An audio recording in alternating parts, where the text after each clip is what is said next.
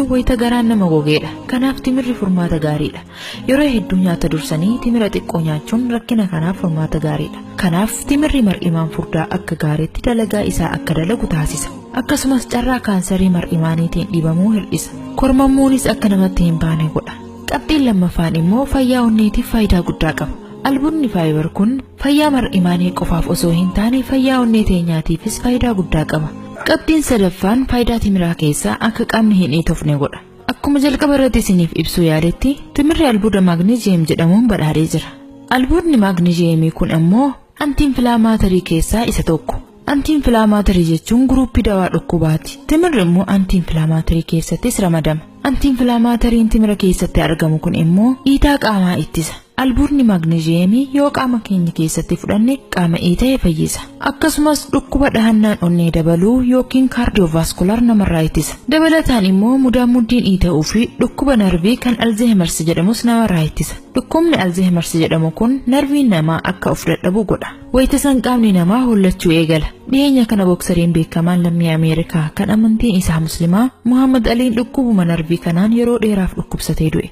Rabbiin rahmata isaaf haa godhu. Dhukkubni kun gaafa umriin maanguddooman suutaan akka sammuu yaaduu dhaabu godha. Namni timira yeroo hedduu sooratu dhukkuba kanaaf haala salphaan hin saaxilamu. Qabxiin itti aanu immoo dhiibbaa dhiigaa hir'isa. Albuudni maagneeziyem kun qaama namaatiif faayidaa guddaa qaba. Albuudni kun dhiibbaan dhiigaa akka hin daballe godha. Timirri immoo albuuda maagneeziyemii kanaan waan badhaadhaa ta'eef nama dhiibbaa dhiigaa qabuuf faayidaa guddaa akka qabu qorannoon irra gahee jira. Gama birootiin timirri pootaashiyemiin badhaadhaadha. Albuudni pootaashiyemii kun immoo akka onneen qajeelatti hojii hojjettu gargaara.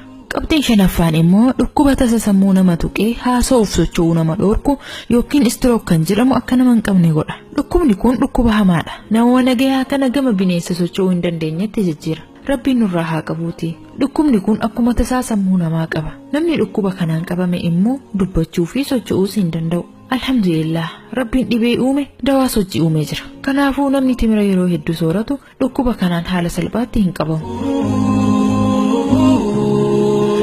Qorannoo Yuunivarsiitii Saayinsii fi Teekinooloojii tokko keessatti gaggeeffameen timirri ciniinsuu fi da'umsa irratti faayidaa qabaachuun isaa mirkanaa'ee jira. Qorannoo waggaa tokkoof ji'a tokko dubartoota 69 irratti gaggeeffameen dubartoonni osoo ciniinsuun isaanii hin gahin torbaan 4 dursanii timira nyaataa turan dawaa ciniinsuu kaleessu kan akka ciniinsifattu godhu.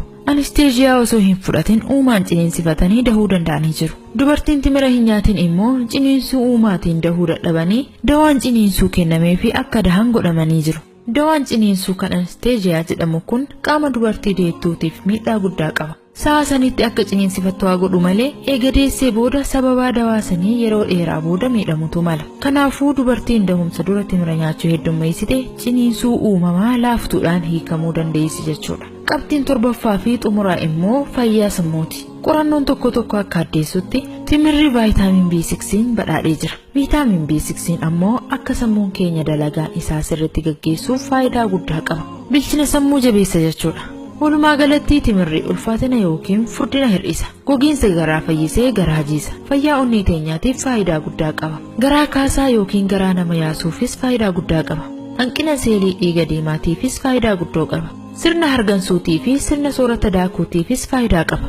Kormammuun akka namatti hin baane ittisa. Akkasumas kaansariin mar'imaanii akka nama hin qabne dhowwa.